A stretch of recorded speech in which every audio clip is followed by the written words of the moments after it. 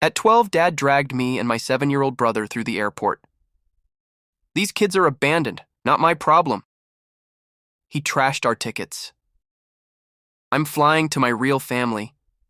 His wife snatched my brother's Gameboy. My kids deserve it more. Dad tore our photo. I'm erasing you. My new sons aren't weaklings. He slapped my brother.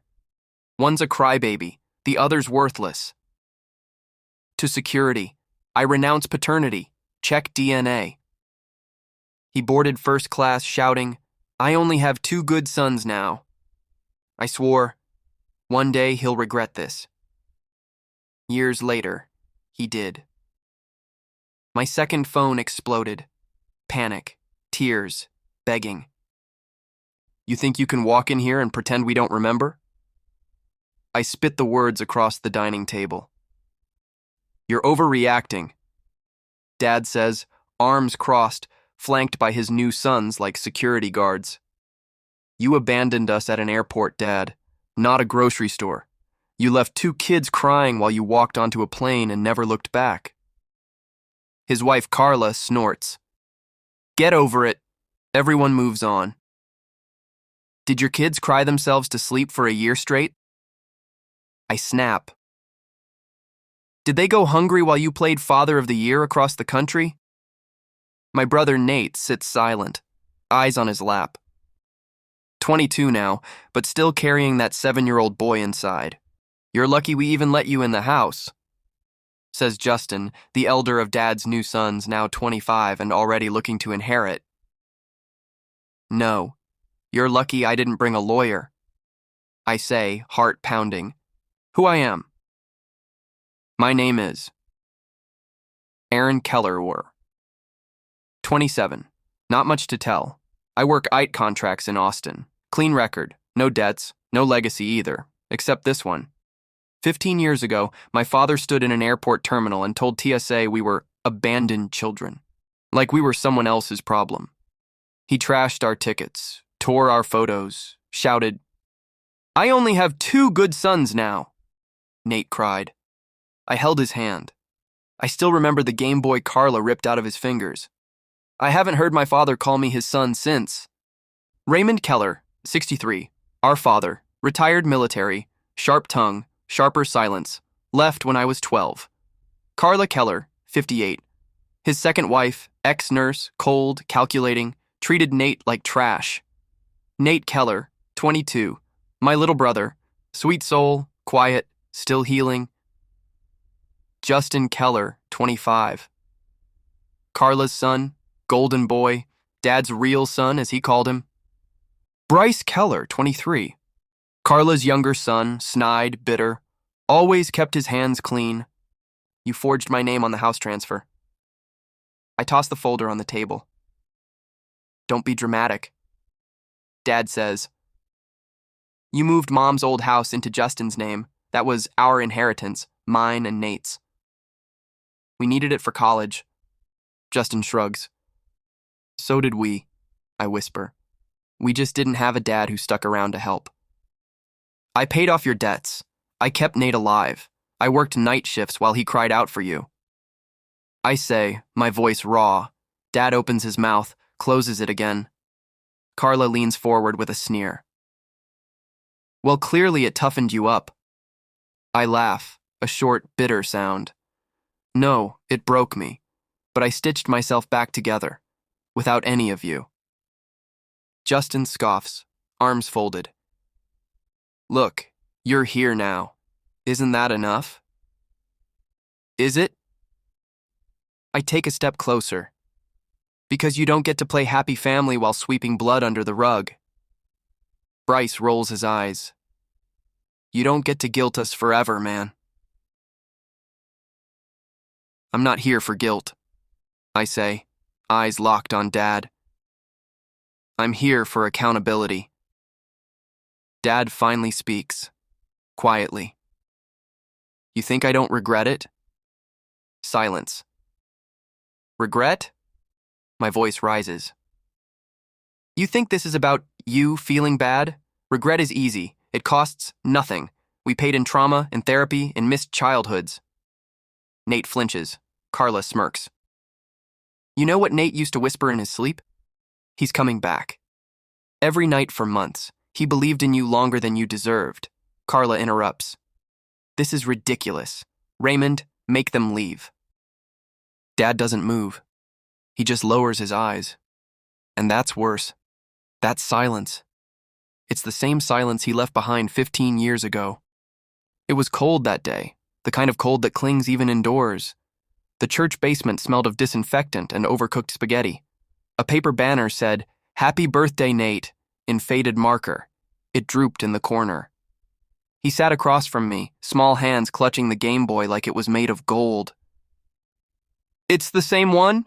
He asked, tears in his eyes. Same model, same color, I said. I think it might even be the exact one. Who knows? He didn't smile. He just stared. Does this mean Dad remembers me?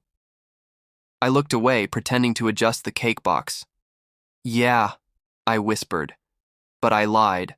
I had emailed, called, even written letters to military bases. Not once did he reply. That night, I found Nate asleep with the Gameboy on his chest. In the quiet, I heard him whisper again. He's coming back. Present day. I reach into my satchel and pull out the manila envelope. I slide it across the table slowly, watching their faces tighten. This is from Mom's estate lawyer. I say flatly. You remember Mom, right? The woman you never let Nate say goodbye to? Dad shifts. Carla's lip twitches. Before she passed, she changed her will. She left the house, her savings, everything, to Nate. Justin chuckles dryly. That's cute, but we lived there. We took care of her. No, I say. The house was empty when she died. Nate was the only one who visited. I have receipts, I have letters, I have voice memos from her. You want to hear one? Dad's hand tightens on the chair. You never filed full custody. The court still listed us as dependents. Carla's sons were never legally her heirs.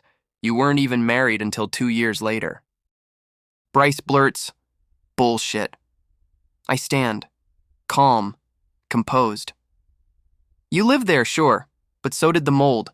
Doesn't mean it gets to cash the inheritance. Carla rises.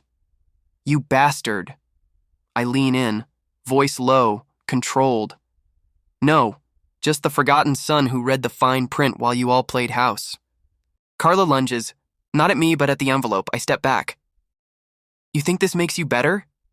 She hisses. You think this wins? There is no winning here, only surviving. I say. Justin stands. You're bitter, just admit it. Bitter? I laugh. You think bitterness built this armor? No, that was starvation, eviction, PTSD. I'm not bitter. I'm bulletproof. Bryce mutters. I hope you rot alone. I look at Nate. He's standing now, chest rising and falling like he just woke from a nightmare. For the first time, he speaks, voice shaking. I used to dream about this, saying everything we couldn't. I don't want revenge. I just want to stop feeling like a ghost. Dad tries to speak, but Nate holds up a hand. No, you don't get to talk. Not until you apologize for every birthday, every Christmas, every hospital visit you missed. Dad is silent because he knows he can't. We walk out. The door closes behind us with a soft click, the kind that echoes for years. For a while, the only sound is our shoes against the sidewalk. Then Nate says softly, You didn't have to do that. You could have walked away. I stop. Look at him. I did, 15 years ago, but they kept rewriting the past, kept painting over the truth like we were never there. He nods, silent, thoughtful. This wasn't revenge, I say. It was the obituary of a lie. Nate breathes in. The air feels lighter. I think Mom would have been proud, he says. Not proud, I whisper. Just finally at peace. 6 months pass. The house smells like lemon polish and fresh paint.